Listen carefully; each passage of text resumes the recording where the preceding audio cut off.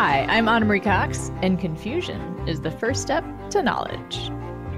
Hi, I'm Daniel Dresner, and Anna, you can learn after walking through a witch hex? Welcome to Space the Nation, where we look through science fiction through the lens of destructive entrepreneurship and just war theory. Today we'll be talking about Nia DaCosta's The Marvels, which is still in theaters, but will eventually be on Disney Plus, as most things are, really, these days. From the MCU, at least, yes. Well, also, I mean, if you consider Disney owns, ESPN and Hulu. Oh, that's a fair point. And yes, ABC. Yes. Like, it's hard not to be consuming a Disney conglomerate product these days. Mm-hmm. In the next few weeks, we'll be talking about Emily St. John Mandel's The Sea of Tranquility for what series is that, Dan? Obama or Oh Bummer. Yeah, so it's our new series where we take on Obama's recommendations, which we have found to be Oh Bummers, pretty much, except mostly for Emily St. John Mandel's Station 11. So we're going to start with her, and then we're going to go from there. We're going to give him an advantage. We're stacking the deck in favor of Obama to start off. Yeah. Yeah. And then we're going to do Poor Things, which I've heard very good buzz about. So I'm excited for that one. Yeah. And we have lots of ideas. We're always taking suggestions. We're about to come up on both Cold Sci-Fi Winter and our 5th year doing this together. Oh, yes. If you so we're counting the sci-fi year. We're counting that. Wait, didn't we do it for 2? Wait, sorry. Actually, Dan, time flies. Yeah. Is it actually our 6th year doing this together because we did 2 seasons of The Expanse for sci-fi? Did we do 2 seasons of The Expanse for I think you're right, because we did the first season, and then the second one was the pandemic one. Yeah. So, we've now done, this will be 3 seasons of Space the Nation. So we are, holy crap. Have we really done this for 6 years? Yeah. That can't be right. That's like, wow. I'm actually kind of in awe of that. Yeah, so it was the churn. We did the churn for 2 years, and now we've done Space the Nation for 3, and so we're starting our 4th year. That's amazing. And we decided we're going to treat ourselves. Do you remember we had this agreement? We are going to talk, and one of the things we're going to do, I think, to celebrate our 5th anniversary, is we're going to do 6th. An episode. Wait, so 6th. We're starting 5th, 6th. It's 5th. Yes. Okay. 5th. We're starting our 5th year. Right. So, to celebrate our 5th anniversary, we're going to just pick something that we both really like that doesn't necessarily have anything to do with sci-fi. We're just going to choose something. We're still in negotiations on this one. We're trying to pick something that we both like and also will not age badly. This is an important criteria. Because we have a couple of things we were talking about doing. We have a couple of things that we actually love, which we're not going to say out loud, but have not aged well. Yeah. No. That are on the border of Pennsylvania, and we have no desire to visit Pennsylvania because Dan's looked over the edge to Pennsylvania recently. He stood on the border. He's looked into the Pennsylvania DMZ. I did. I was participating in a round table about Gaza, and that anytime you do that, you're basically like, if you want, it's not a large detour to get into Pennsylvania. That's right. If you are listening to this show and you're not a patron, you have noticed you heard some ads. Mm-hmm. If you're a patron, well, you already know one of the big benefits of becoming a patron, you won't hear any ads. Dan, what are some other benefits of becoming a patron besides the annoying ads not being there? There are a few. You get obviously not just ad-free podcasts, you also get early access to the podcast. You also get access to our monthly AUAs. And perhaps most important, our incredibly well-attended AUAs. Yes. You get access to our Discord channel, which is a wonderful cornucopia of various both people and sci-fi and non-sci-fi It's channels. A great little community. It is a community, yes. And also, recently, I've started posting what I've been calling our live to tape video efforts here. Good. So people get a little bit behind the scenes peek at some missteps that we make. I cut the big ones. I cut the ones when we really screw up. But it is a very loosely edited video of our taping sessions, which some people are like visual learners and stuff and just prefer to see rather than just listen. I don't know, out of the way I would put this, I'm guilty of this. I love watching blooper reels of things. And so, It's like an hour-long blooper reel, basically. Yeah. That's the way to think about it. All right. Yeah. And also go ahead, Dan, please. Sorry, I won't cut this. This is one of those things that we don't cut, really. One of the things is that we are now only, I think, 20 patrons away from getting to 250 patrons. And if we get to 250 patrons, we are going to do a patrons-only episode about a topic chosen by the patrons. It can be about anything. It doesn't have to be about sci-fi. It cannot be about video games or like multiple seasons of a television show or any season of a television show, and no 9-hour films about the Holocaust. Other than that, and again, I think this joke remains funny every time we do it. Nothing about the Holocaust, really. That's actually. Although you know what, Mouse might not be. Okay, yeah. I mean, so maybe there isn't like to every rule there is an exception. Yes. Yes. So if you're like just really hungry for us to do a Holocaust-themed Space Nation episode. Why are you tempting the fates with this, Anna? You are clearly tempting the fates with this, and you should not go there. All right. Well, let's move on, shall we? Let's talk about the thing we're here to talk about, which is the Marvels. Mm-hmm. Why are we talking about the Marvels, Dan? Well, I think it would be correct to say that the MCU has been having a rough go of it as of late. Phases 1 through 3, smashing success, which ended with, I think, Avengers Endgame or the Spider-Man No Way Home right after that. But, Phase 4 did not go... Both of which are great movies. Yes. Yeah. Phase 4, I think it would be best described as uneven. And also, it's not just that they're not doing well critically, they're also now not doing well commercially. And Disney is in a bit of a tight spot. And frankly, this film is a part of that problem. At least commercially. It is bombed at the box office. I think it was the weakest opening for a Marvel film and also the sort of greatest second week drop off. Although the timing was horrible because I think it was released just before the actors' strike ended, so they couldn't really promote it. Yeah. But it is worth asking whether this is a dogpile phenomenon in which everyone who has hated the MCU for the last 15 years finally gets to have their comeuppance? Or is there something deeper at work? Is there something else going on? Because even when we're talking about Phase 5, there have been parts of this franchise that have worked extremely well. We were both big fans of Loki Season 2, particularly the ending. And frankly, the MCU rarely sticks the ending well. The MCU nailed the ending to that show. Yeah, I think people are going to be watching Loki, moving forward. Is it going to withstand the test of time? Not bad. Cute. Not bad. That was a good one. Yep.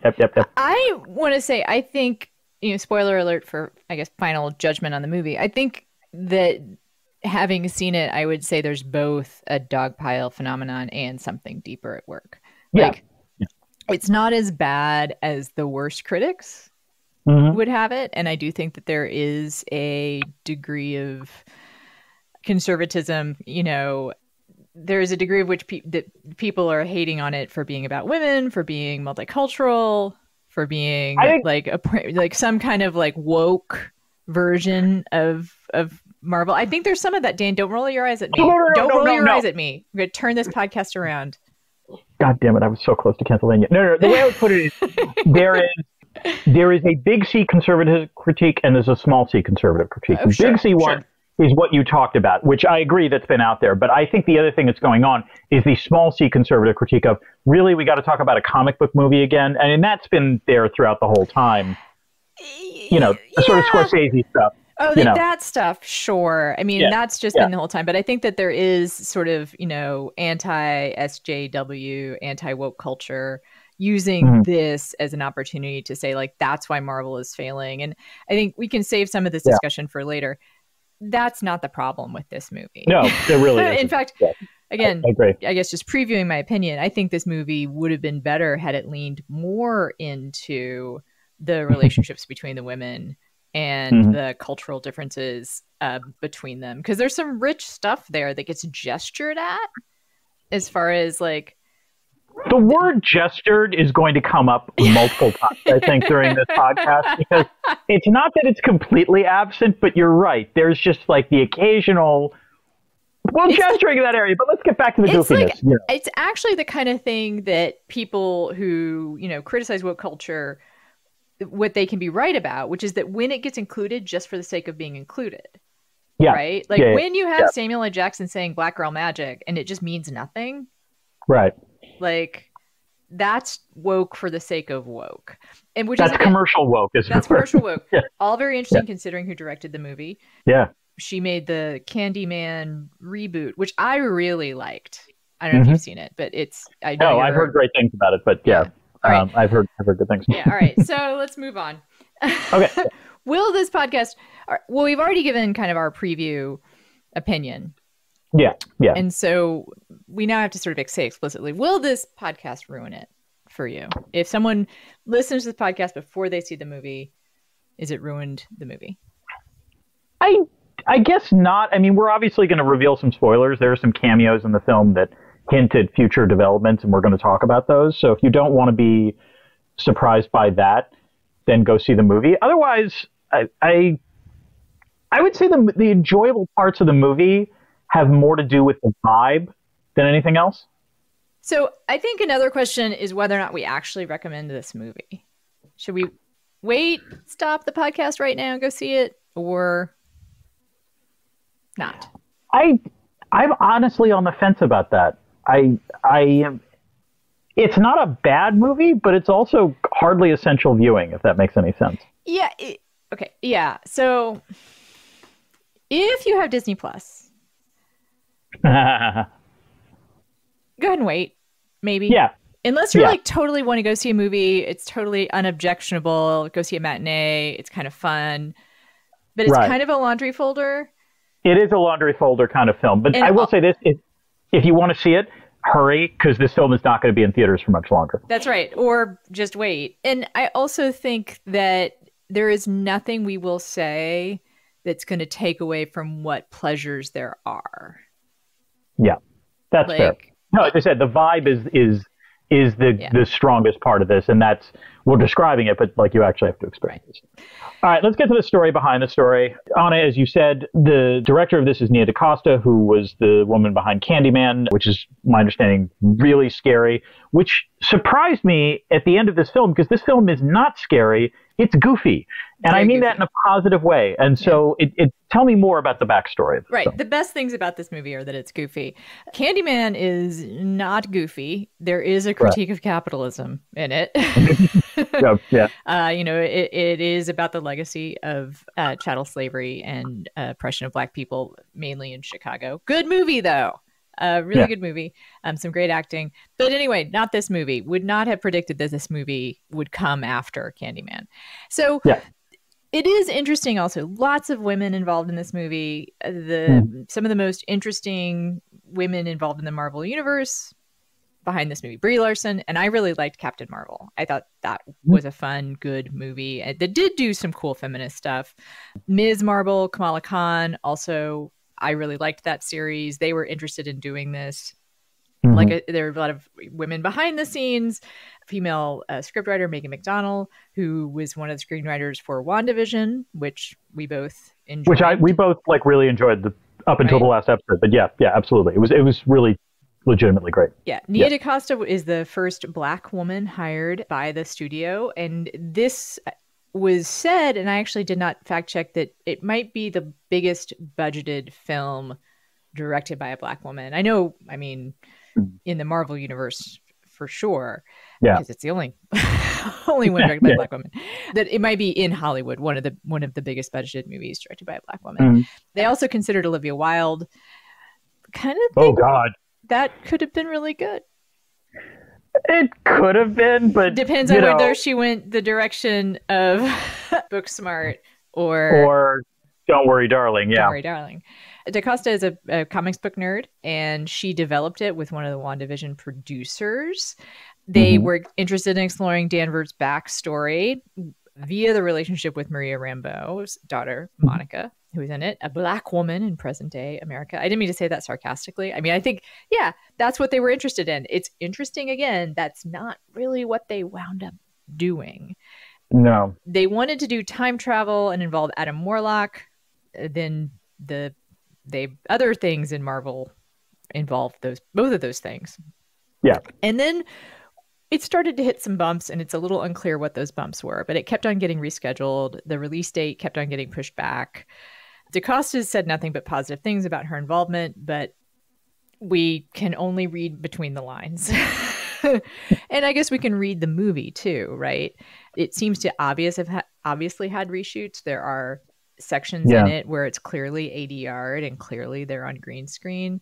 And there is one scene in particular when they crash land on the wheat field planet. Yeah. Where, I don't know if you noticed, but none of the women are in the same same camera shot together. I hadn't noticed that, but that was one of the few times where I was like, wait, that's not, like the effects in a lot of this are not bad, I guess would be the way to put it. Although there's one horrible thing at the end. But that was where I remember watching it and thinking, what the hell is going on? But if that's what they reshot, first of all, they needed to do that. Like, I get why they shot that scene. But yeah, I remember thinking that that's not a real wheat field. And it feels weirdly out of place in the already jumbled timeline of the MCU. Yeah, that's an understatement. Yep. Absolutely. One of the rumors is that it was intended to be released before Secret Invasion, which may have made more sense. Would have made much more sense. Okay, although sorry. I do like... Yes, would have made a lot more sense. Let me put it this way. I do like the idea that we can all pretend Secret Invasion did not exist. Right. That's not actually a bad outcome, because Secret Invasion, just to be clear, if you have not heard our prior podcast discussing this, was horrible. It was legitimately bad.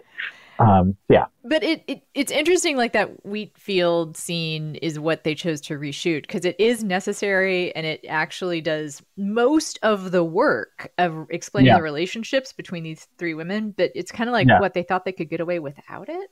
Like what? Yeah, this is a rare case where I absolutely agree. Something like that had to be shot, and the fact that it didn't occur to them in the original screenplay is bad. Like, that's not a good sign. And it's also interesting, DaCosta says that she felt a lot of freedom. I feel like there's going to be some article that comes out about this movie that explains what happened.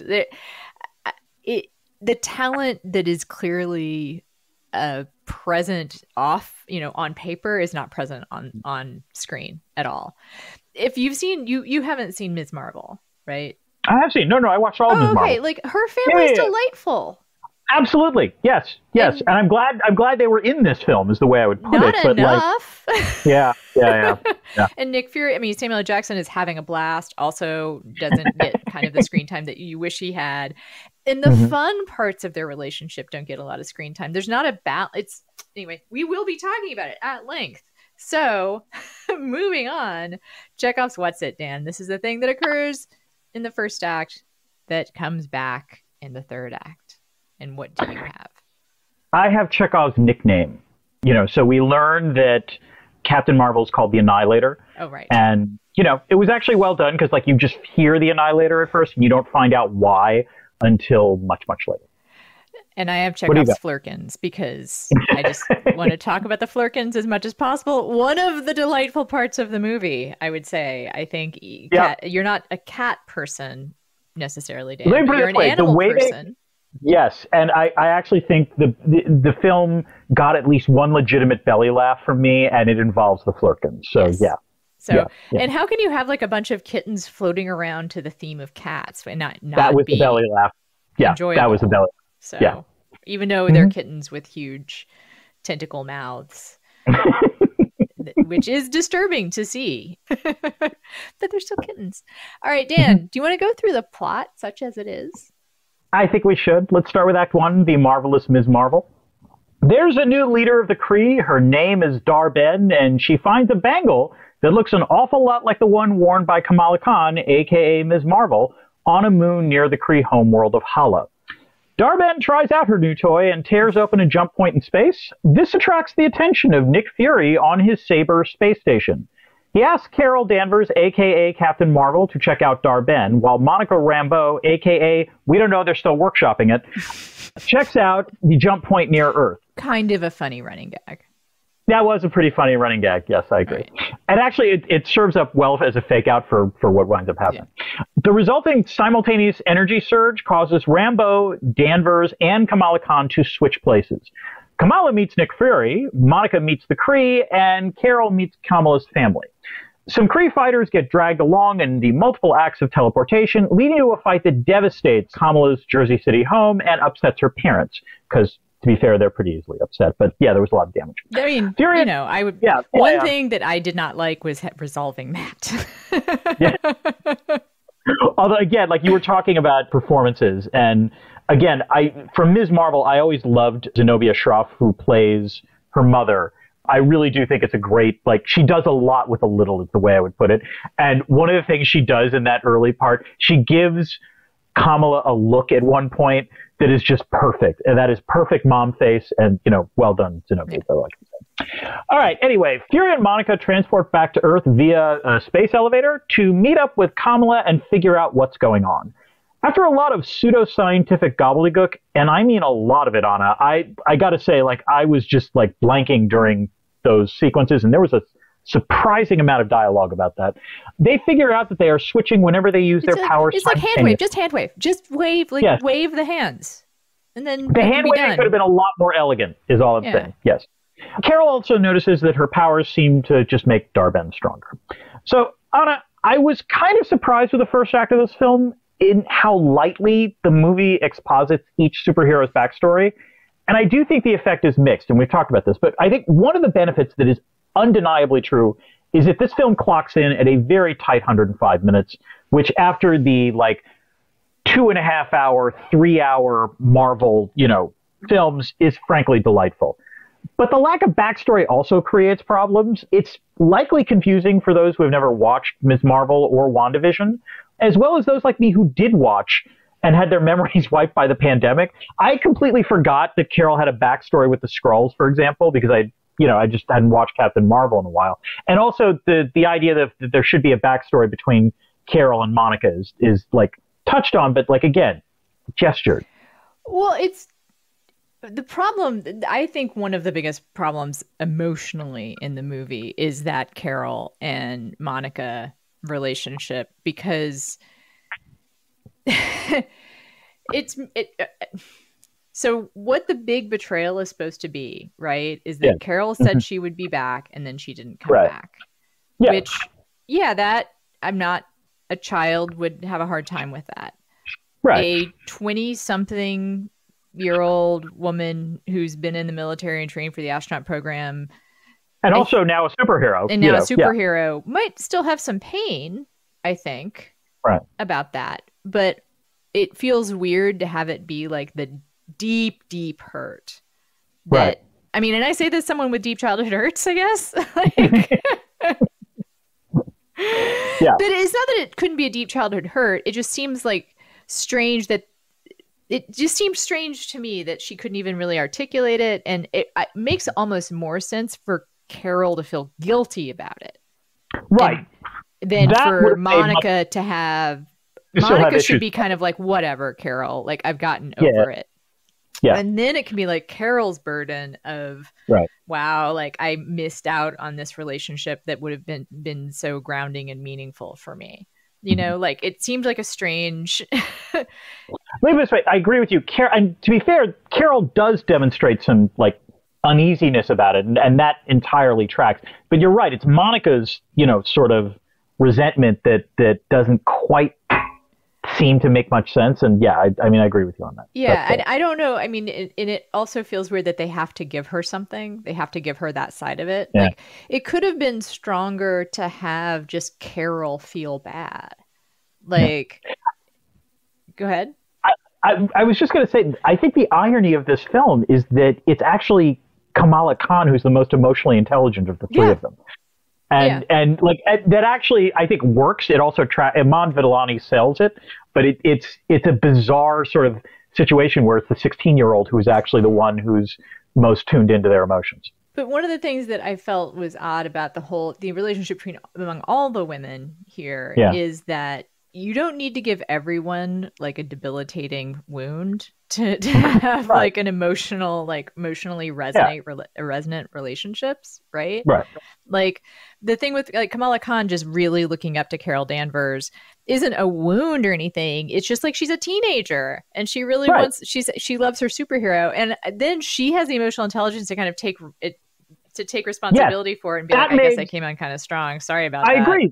That totally made sense as an arc. That was well handled. And again, you didn't need to do more than gesture to that. That actually was appropriate with the movie. And so you're right. With Carol and Monica, it's not it just feels tonally off, I guess would be a way to put it. And the other thing that feels weird about that to me is that, and this gets into a little bit of stuff we haven't talked, we'll be talking more about, but if Carol is the one carrying around guilt, you know, the thing that she's able to make up for is the thing we'll talk about later, which is her superhero guilt, right? Like the thing that she apparently did wrong as a superhero. She doesn't really like kind of do right by Monica. Like she never really kind of figures out a way to take responsibility for being gone. She's just like, yeah, I had stuff to do and I'm sorry. Well, that's what's so weird, because when we get to that scene, then Monica behaves as you suggest. Monica's like, look, that was a dumb reason to stay away, but I get it. But like, don't worry about it. And they move on. That was the Wheatfield scene where like, that was handled as you suggest. The problem is that the stuff prior to that is somewhat not quite, doesn't lead up to that moment. So it's strange that way. And I want to talk more about Carol's like superhero anguish about what she may have done wrong, like as a superhero, but let's hear what that was. Dan. Yeah. Let's get to Act 2. I saw the Bangles perform live on Tarmac. Carol and Monica have some issues to work out together, including the fact that Captain Marvel never returned to Earth after promising young Monica that, she would. Kamala fangirls a lot while her family relocates to the Saber Station as long as Kamala is off planet. Carol, Monica, and Kamala join up at a Skrull refugee colony on the planet Tarnax, where the Skrulls seem to be negotiating a peace deal with the Kree. Darben suspends talks of resettlement and creates another jump point, siphoning Tarnax's atmosphere into the Kree homeworld of Hala, making it breathable. Sure. Okay. I know we're going to talk more about this. It was just a bizarre, series of scenes. Yep. After a hasty, not entirely successful effort to evacuate the Skrull colony, Danvers, Rambeau, and Khan realize they need to work together as long as their powers are entangled. Danvers sees Kamala's bangle and explains the legend of the quantum bands used to create the jump point transportation network in the first place. Bangles, bands, girls have so many different names for jewelry, Anna. Sorry, I couldn't resist that one. Well, there's a lot of different kinds of jewelry. That is fair, yes. Yeah. Anywho, Darben's use of her quantum band is rupturing jump points and destabilizing the entire jump point network. Anna, there actually is a ton of IR in this film, but, it's not great, but there is a lot. I think the tight running time excised a fair amount of it. There's the Skrulls blaming Carol for the failed negotiations and Kamala's horror at the partially failed evacuation. There's also the question of more Skrulls coming to Earth via New Asgard, and those latter two issues, while interesting, are never really addressed in the film. And I think speaking to the fact that this surely must have been intended to have been released prior to Secret Invasion. Yeah. Because after watching Secret Invasion, those two things, nope, those would have been big problems otherwise. Yeah, the Skrulls going to New Asgard. Yeah. But also, because if you haven't seen Secret Invasion, it's about, the Skrulls being on Earth and and it ends in a very nasty way, is the way I would put it. Right. It's a horrible, but it's a bad series. But the other problem is that, it ends in a horrible way for the Skrulls, to be clear. There's an order that goes out that's all aliens are enemy combatants. So the idea that you're bringing more Skrulls to Earth makes no sense. Yeah. And the other thing is Kamala's horrified by the fact that the evacuation doesn't work out terribly well. That's a fair reaction to it, and then it's just left there. It's never addressed after that. For like a 14, 15-year-old girl to see that all these people are going to die, but it would have been an interesting kind of introduction to superhero survivor guilt. Right. That actually would have been legitimately interesting. That's not where this film goes at all. No, it doesn't do anything with it. And also, the Skrulls blaming Carol for the failed negotiations is weird. I guess it sort of makes sense, but it's wrong, and she doesn't disabuse them of it. Right. That part felt a little consistent in the sense of if there had been prior bad blood or belief that Carol had not done enough, I can see how that would have been, it's easy to see that narrative forming. But you're right, she's not actually responsible for it. And Darben's turn doesn't make any sense either. That was my big problem with Darben the entire movie, is that I get her anger at Carol Danvers, right? Right, that makes sense, yeah. Sure. I guess I get destroying everyone's homeworlds to get their own atmosphere and water and everything. I guess I get that, but not really. Yeah, sure. Yeah. Also, again, we're destroying the plot. Why not go for the sun first? That seems like the super important one. Just going to go with that. Or, okay, So we learned that Carol is supposedly responsible for all this, right? Right. Which, yeah, we'll get to that in a bit. Okay, I'll save it then. Okay. All right. What I will say is that the leads remain utterly charming the entire time. When they learn to use their powers together, it's the best scene of the whole film. That is the best sequence of the entire film. Agreed. That was wonderful and delightful. It is the one that's set to intergalactic. It's one of the best uses of intergalactic I've ever seen. It's also really good. They really good use of intergalactic in the trailer. That they like do their switching on the word intergalactic, right? So it's like really fun. And nice. I love they do double Dutch. Yeah, that was funny. Yeah. And the thing about the refugees, I just want to point out this too, which is that it is so strange to have that be a beat where it's sold pretty seriously, right? Mm-hmm. And then it's gone. Yep. No, they literally, you know what they do? It's a Deus Ex Machina, and the Deus Ex Machina is Tessa Thompson's Valkyrie. Yeah. Yeah. That's the way they handle it. Yeah. Lovely to see. Really enjoy it. Always a joy to see her. Yes, and there was clearly a beat where you see Valkyrie and Captain Marvel, hugging and kissing, and I kind of assumed that was another gesture, as it were. I'm assuming. I know. Yeah. She's canonically bisexual, I believe, or is she gay? Yeah. She's gay. She's canonically gay in the MCU. Yeah. Yeah, that's right. Duh. She has a fellow Valkyrie that died, and that's why she's an alcoholic in the much better movie, Thor Ragnarok.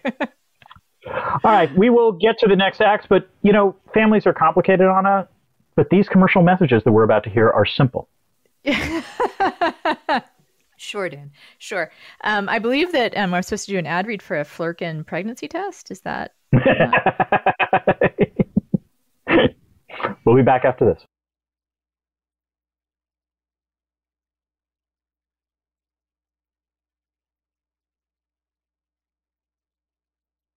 All right, and we're back with more of the plot. Dan. All right, let's get to Act 3, Planet Bollywood.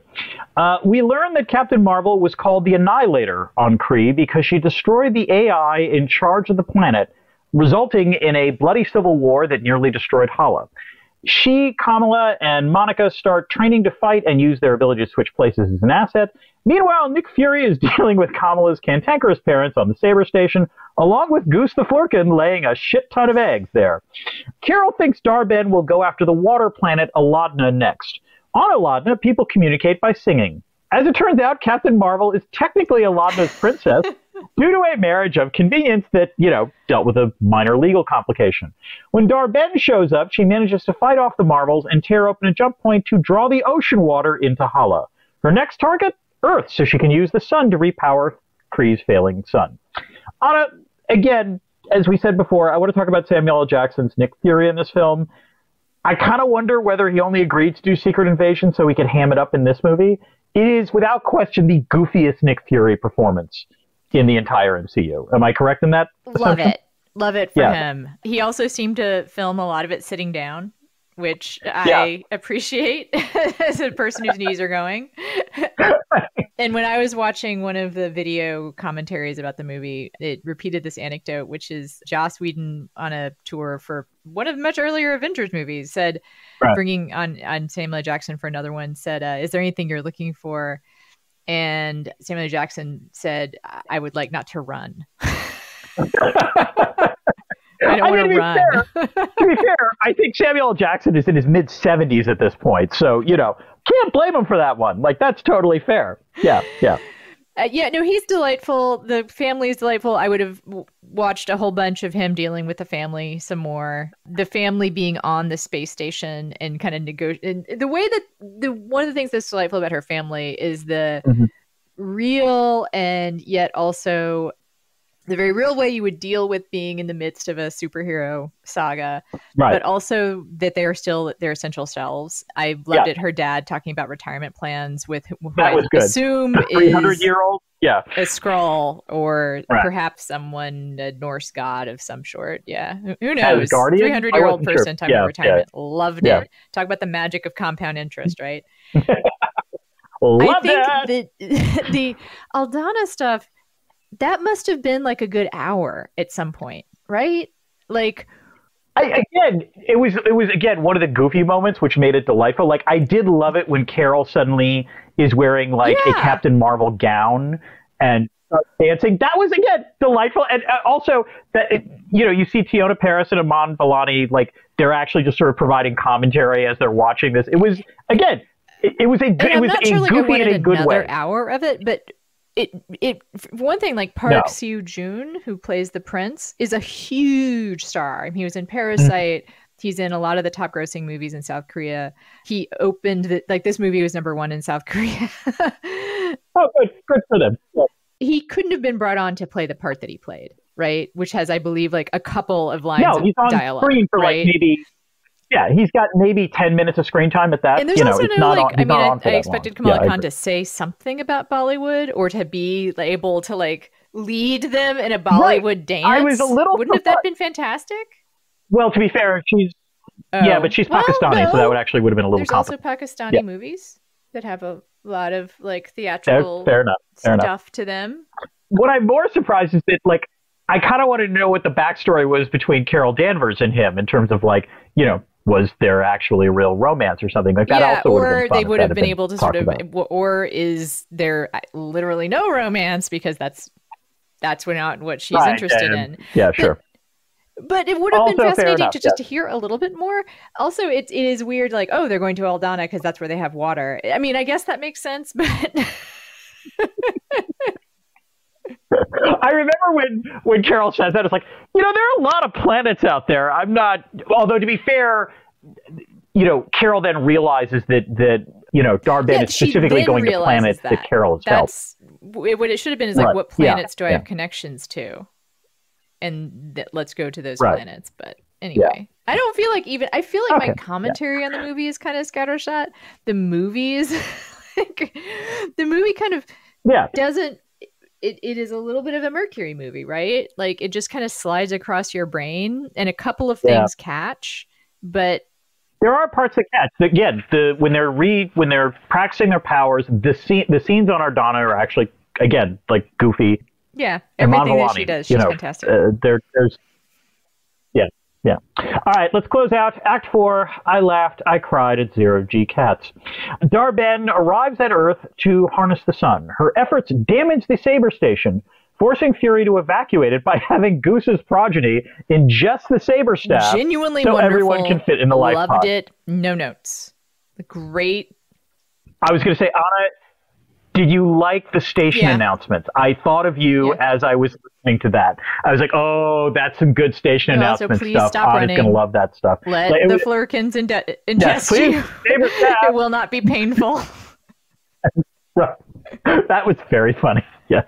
And again, I had a genuine belly laugh when you see like one of the pods, disengage from the station and suddenly the cats are floating as Memories is playing in the background. Again, that was inspired. That was like, I don't care if the movie has no logical structure. Yeah. That was worth it, like in some ways. So fair enough. The Marvels fight and subdue Darben, but she takes Kamala's band and uses both bangles to tear open another hole in space. The act destroys Darben and creates a rupture in the multiverse. Kamala reclaims the bands, and she and Danvers use their combined powers to energize Rambeau.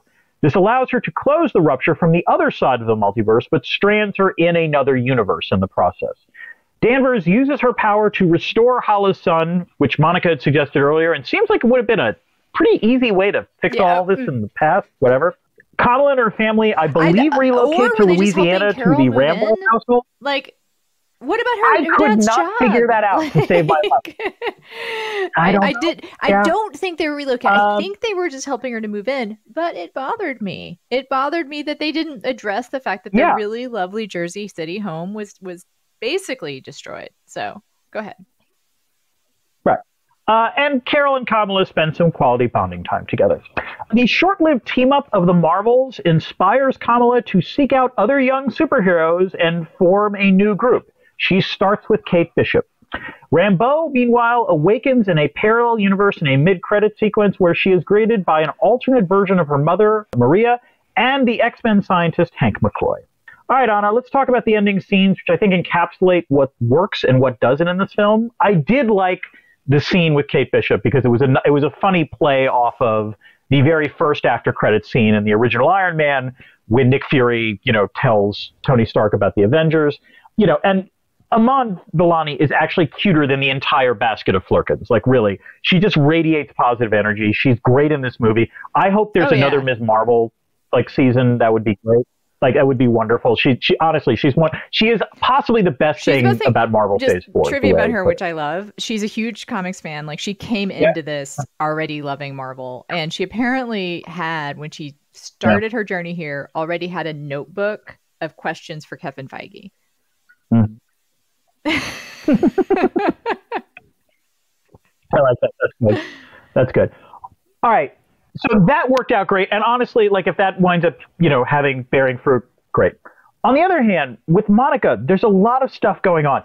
That was actually that mid-credit sequence is actually, I think, Tiana Paris's best acting moment. Her reaction to seeing what she thinks is her mother alive, was genuinely moving, easily, much more so than anything else that she does in the film, except, of course, it's not her mother because it's an alternative universe.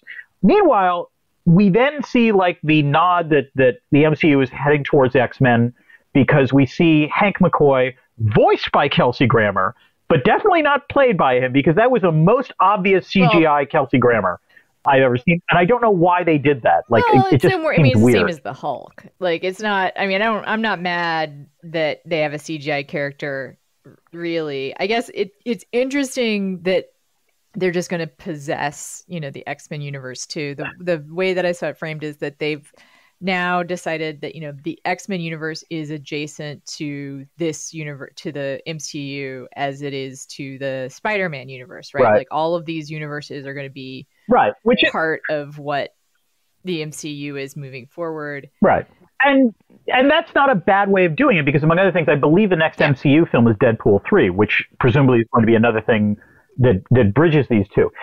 I think it was that, when we've seen Hank McCoy played by Grammer before, he was in, makeup. And actually it works fine. And it's not like Grammer is too old to do that. But, the CGI stood out to me in a way that was, just I'm not jarring. arguing, I'm not, of all the things wrong with this movie, that's not a big one. Although it does symbolize what's wrong with the movie, and that the MCU has just gotten unwieldy, right?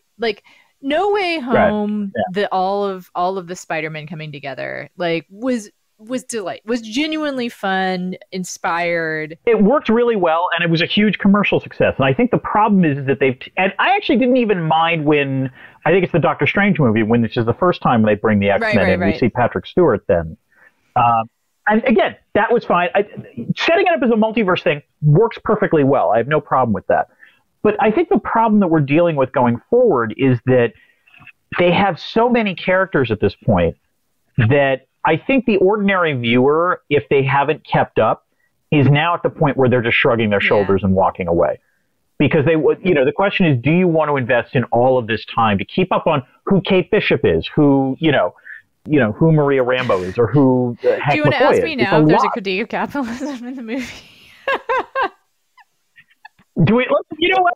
Let's flip this. Yes, right. Anna, I've got a question for you. Is there a critique of capitalism in this film? Dan, we haven't talked about Adorno in a while. So I wanted to bring up patron saint of this podcast, Theodore Adorno, in a context that we've used before, which is critique of mass cult in general. And his critique of capitalism, of which this movie is a good example. Amusement under late capitalism is the prolongation of work. It is sought after as an escape from the mechanized work process and to recruit strength in order to be able to cope with it again. But at the same time, mechanization has such power over man's leisure and happiness and so profoundly determines the manufacture of amusement goods that his experiences are inevitably after images of the work process itself. See where I'm going here? It's work to keep up with the MCU. Yep. And that's always been kind of a joke. Yeah. But it just seems to demand more and more and more. Well, so this goes to my, I think, overall critique of the flaw with the MCU at this point is that when it first started out, when it was phase one, there were some really good films. I mean, Iron Man is great, Captain America is great, The Avengers is great. There were some weak ones. The Incredible Hulk was not good, Iron Man 2 not good, Thor not good, frankly. It was okay because in the first phase, the very idea of cross-cutting characters was interesting. The idea that they were building a universe was interesting. And then I think what happened is that phase 2 and phase 3, the average quality started to go up considerably. That's when you have some of the best Winter Soldier's MCU there, films. Ragnarok. You know, we're talking about Guardians, Winter Soldier, Guardians of the Galaxy, Ragnarok, Black Panther, and then the two Avengers, like, Captain America Civil War, and, the two Avengers, Endgame and Infinity War. That all worked incredibly well. And again, both a critical and commercial success.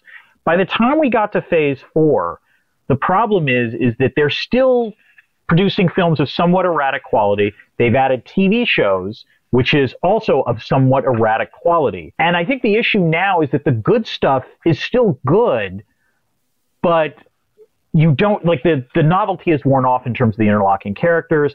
The novelty of the MCU is worn off. And I think all you needed was just a little nudge by some people who otherwise felt obligated to watch the stuff, to do the work, as you say. They're no longer doing it. And so the problem now is that even the good stuff isn't drawing people in, because they feel like, oh no, do I got to watch this because I missed like the 4 other things that would make this better. What used to be the case is that if you had any of the backstory knowledge, it deepened your pleasure, deepened your enjoyment of the thing that you were watching in the theater. That was kind of for not just Marvel stans, right? Like Loki is that way. I think if you go back and look at some of the older, I know Tom Hiddleston has talked about, he went back and watched all of his old appearances so that he could, and if I've done a little bit of dipping into it, just watch some stuff on YouTube, but I actually now want to go back and look at his original performances, because I do think that that character, he just made that character. He has one of the most satisfying arcs, in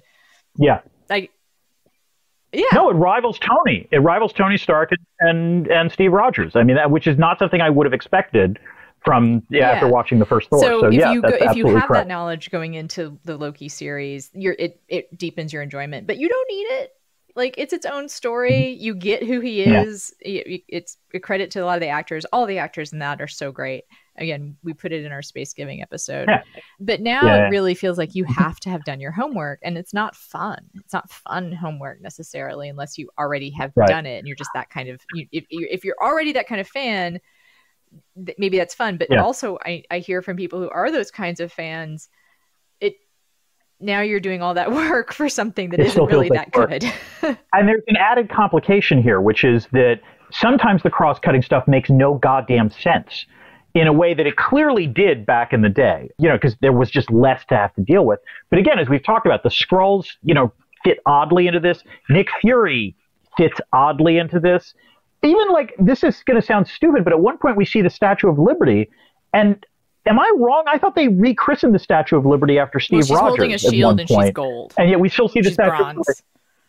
Okay, so it was consistent. Okay, I couldn't remember that, but like it didn't look necessarily all that different. But it's that sort of like stuff where it's like, wait a minute, what's going on here? And I think also we're looking at a problem here where we've talked about book adaptations to movies before, and one of the things that can make an adaptation of a book better is that it has to be streamlined, right? Like, you have to pare away, and you have to you usually have to show rather than tell, and that is one of the things I think that made the Marvel movies good, is they pared away a lot of what is present in the comic books in order to really focus on character, to really focus on kind of just the cool stuff, right? Yeah. In giving themselves the palette of the size that they have stopped paring away.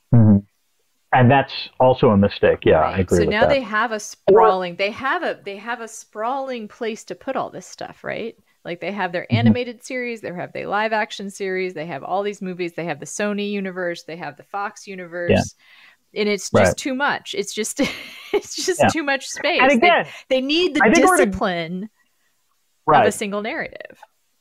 And I think we're in agreement that, like, again, not all of Phase 4 or Phase 5 is all that bad. There's some really strong stuff in it. But WandaVision, we've mentioned all Marvel. WandaVision, Ms. Marvel, Loki. Yeah.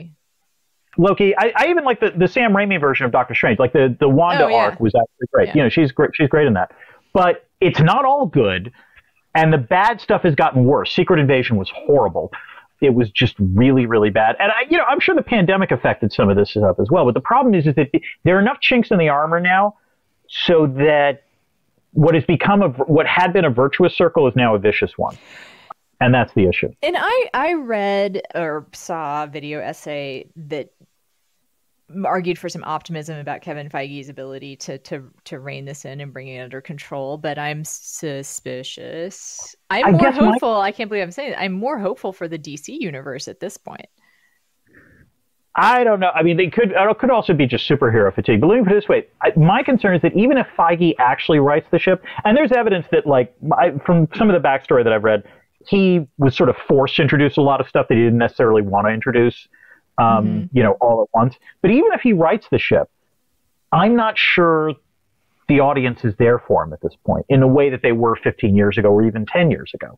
And so that's the interesting question, where even if let's say we have a series of movies like Thor Ragnarok, and then James Gunn. What I'm more confident of is it's a smaller palette, and James Gunn has done some really good stuff. He's done some not great stuff too, but So But it's interesting, the idea that we're maybe just over superhero movies for a while. Yeah, kind of interesting. Which is not the worst outcome, I'm going to say, but we'll have to see where this goes. Speaking of seeing where things go, Dan, I have a question. Please, Anna. Is there IR in this movie? Anna, we need to save the IR theory we can, because hand gesture, I'm just gesturing in this direction. There's some good IR theory in this film, and there's some confused IR theory in this film. The good is, and I actually like this point, is that Carol always wanting to work alone. That was actually one of the through lines throughout a lot of the sort of action scenes, is Carol keeps wanting to do everything by herself. And that makes sense. She is the strongest Avenger by far. Really powerful actors tend to look at multilateralism or cooperation as a hindrance rather than a help. So it makes total sense that Carol keeps thinking that she can solve everything on her own, just like any hegemon often does. Which leads to the related problem of Carol's interventions not always working out or being misperceived. And does that happen even to a benevolent hegemon? All the damn time, Anna. Because in some ways the hegemon sometimes doesn't realize what they're causing. People think of Steve Rogers as being the symbol for the United States intervention, but yes, Carol's not a bad example. Not a bad symbol either. True. Third, the Kree perceiving Carol as the annihilator. States that lose wars are very keen to find convenient scapegoats for their misfortune, and so it is understandable that the Kree feel that Carol is responsible for all of their woes, much like, I don't know, let's say an actor that has lost the Cold War deciding that the other side must be responsible for everything that has gone wrong in their lives since then. The confused. Carol is a war criminal? No, I'm sorry. I just sent you a video that asked that question. Yes. And I saw that on the side of, not really, by the way. Not really, yeah. One could argue, in fact, if anything, she actually carries out what security scholars would describe as the perfect decapitation strike, because she just destroys the Kree AI. And given the Kree's prior behavior, certainly justified, I would argue. The Kree were, obviously an imperialist actor. You could argue that decapitation probably might have been my thing to do. Also, I'm just going to say, I don't think Hala's star dying is Carol's fault. And it's really never explained, and this is very annoying. Same with the Civil War. This all seems like a stretch to me, I guess. I don't know. Let's talk about the star a little bit. Okay, yeah. And this is because this gets into the whole thing, but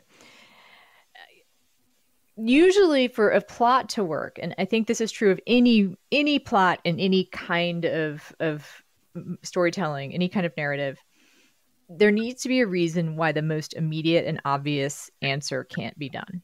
Right? Yeah.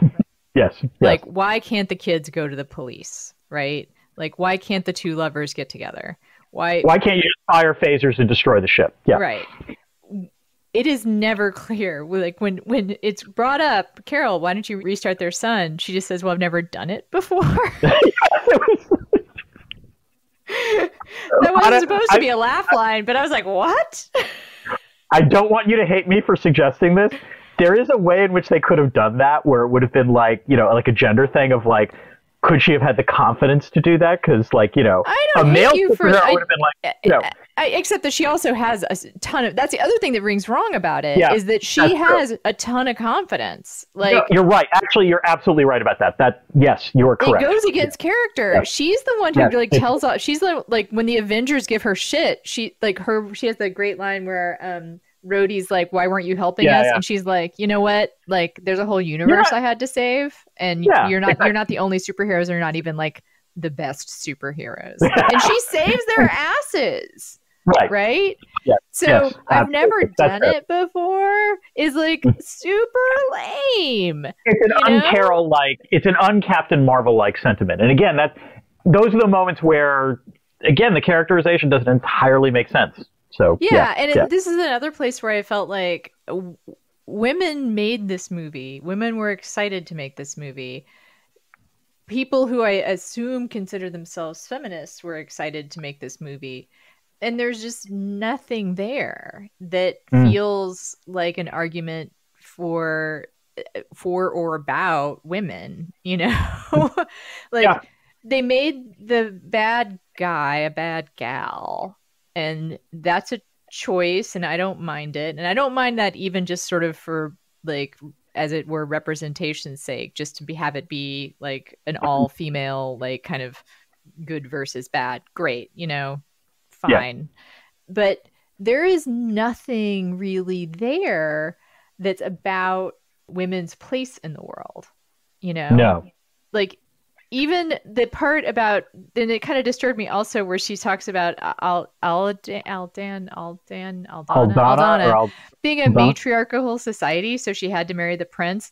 That seems also kind of lame. Like, not that it's a matriarchal society, but that she had to marry the prince so that a man could be in charge of the matriarchal society. Like, she played a part in like just giving cover to having a man to, like, what? Hey, she was helping the underrepresented gender in that planet. Okay, make that argument or something. Fair. But like, instead it's just like, I had to marry this guy in order to help him out. Well, why? Is he the best candidate? Is he like the one that was like going to be the perfect person to take over, except that he's a man, so they have discriminated against him? I think one of the awkward issues here is that, as you say, like, if you wanted to make a women's film, you can do that. But the problem is, to do that and properly ground it, it probably would have had to have been on Earth. And very little of this film takes place on Earth. Properly grounded. You like that? I think it could have been in space, but I think that it would just need. I mean, I don't know.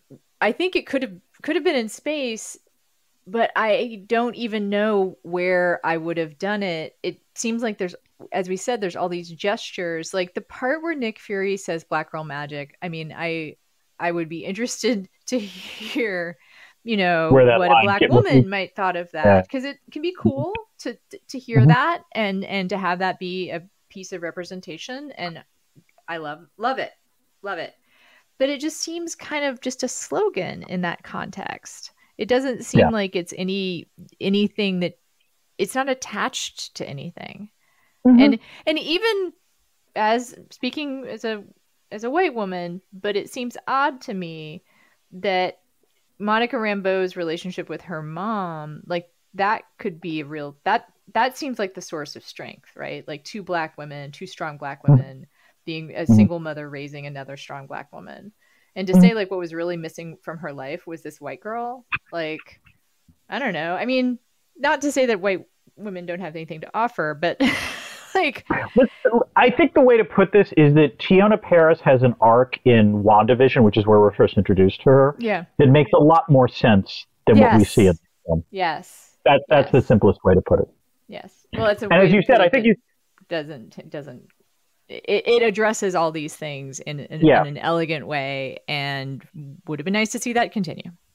And I think you suggested, like, in some ways, this would have been better as almost the second season of Ms. Marvel rather than a standalone film, because that would have allowed a lot of what we're talking about that appeared as gestures to actually be whole episodes so maybe this was a situation where television would have done a better job than film. It would have given some breathing room. Like, it's weird to have complained about almost 4-hour bloat in movies and Marvel movies, and now to be like, I think this was too short.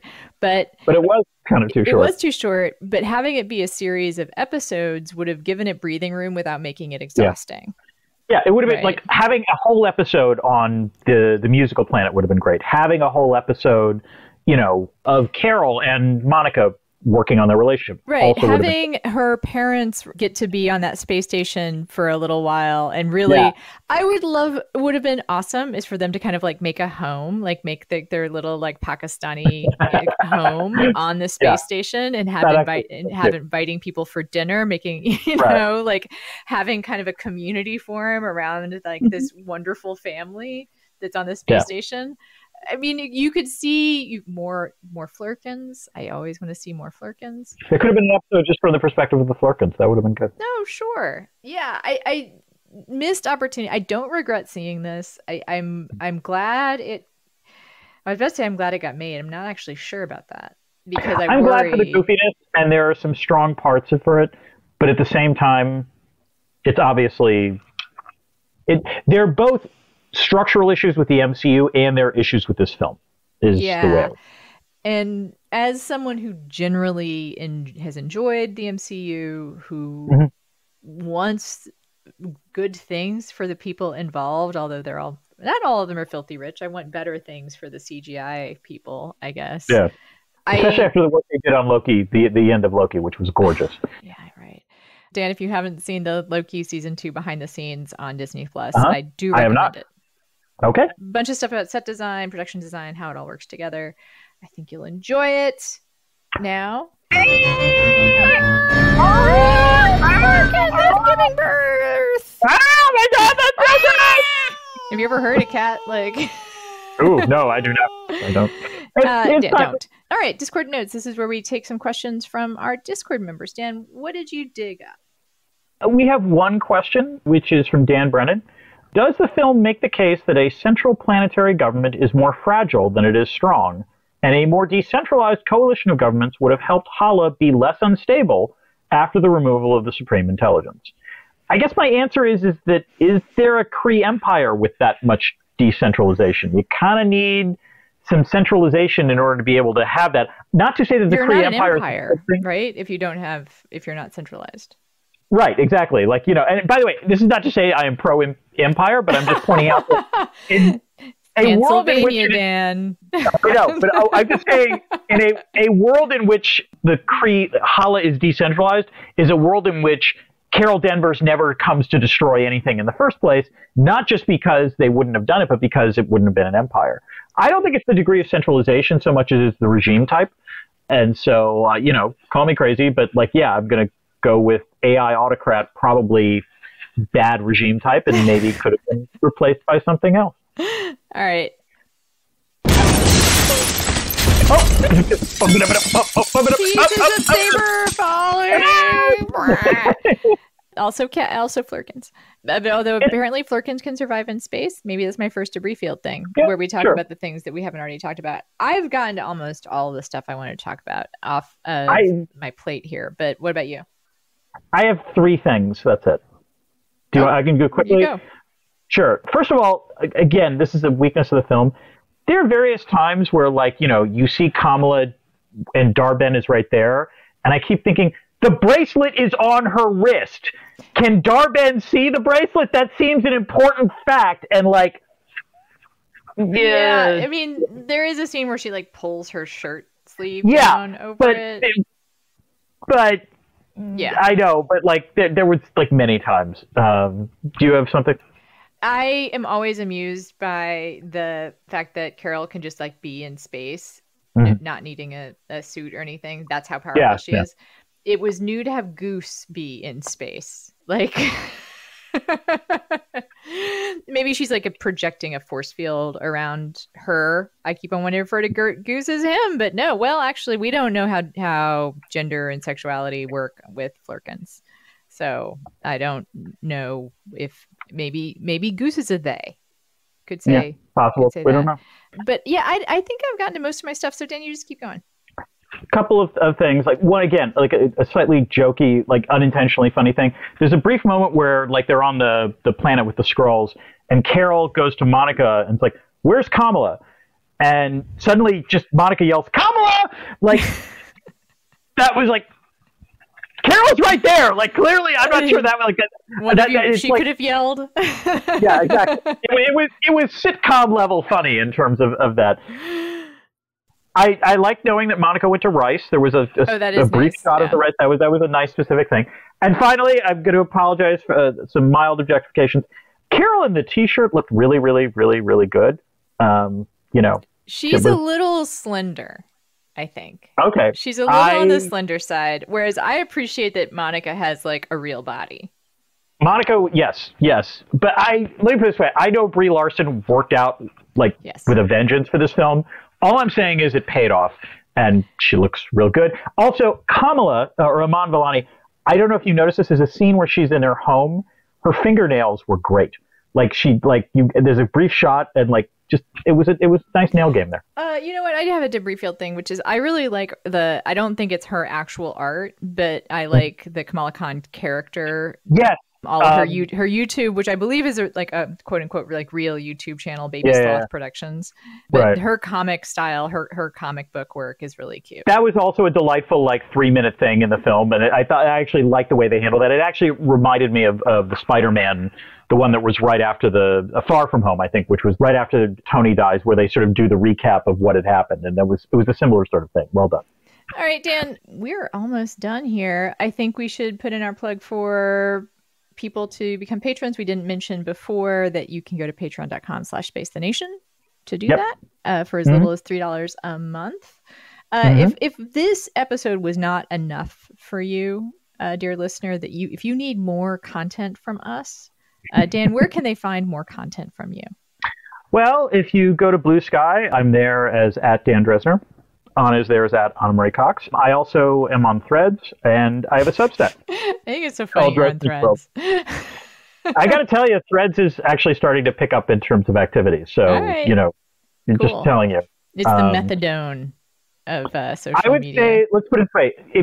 If Blue Sky is where the academics have decamped to, Threads is where a lot of the journalists have decamped to. Is it? That's what Is it? I'm not sure about that. All right. Well, I have decided I only can manage so much social media in my life, and 2 things is probably enough for me, which I respect. That's for you too. You've decided that Blue Sky and Threads. I've decided Blue Sky and Instagram, which is also a place that you can find me. I am @Anna Marie Cox there too. I also am going to be starting this is the 4th time around. I'll be teaching a memoir workshop, which you can find. It starts in January, and you can find out more about it at Dan. What is my website? www.annamariecox.com. Pronounced differently, spelled the same. That's right. Some weird, I don't know, was the DNS registry somehow worked out to be pronounced differently. Yep. I also have columns at the New Republic and at NBC or MSNBC. I think they're kind of the same thing, but not really. I guess my checks, I think my checks come from NBC Universal, no matter the URL. And as of the time this airs, I will probably have up on TNR a reported piece from me being in Iowa for. Excellent. I look forward to reading this. I got some sort of text previews, so I'm looking forward to reading the whole thing. Yeah. Is that about it, Dan? I think that's about it. I think that's about it. All right. Until next time. Keep this channel open for more.